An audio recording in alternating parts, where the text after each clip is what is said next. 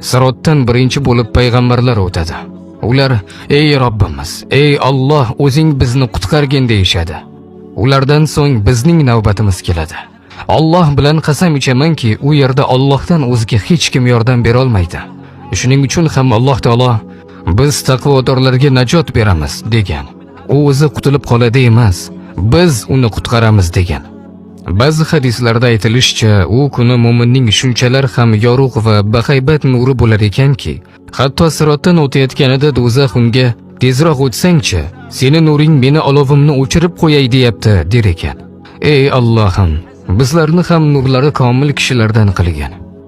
Iymon sohiblari sog' salomat, hatto hech xayrlari tirnalmagan holda ko'prikdan o'tib oladilar. Ba'zi bir kishilar esa changaklarga ilinib, tirnalib, turtinib, surtinib, nimadir qilib o'tib oladilar.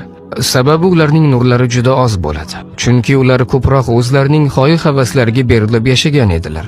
Ularning birlari kimnidir urgani, yana kimnidir so'kkani, g'iybat qilgani uchun uning savobli amallari mazlumlarga olib beriladi.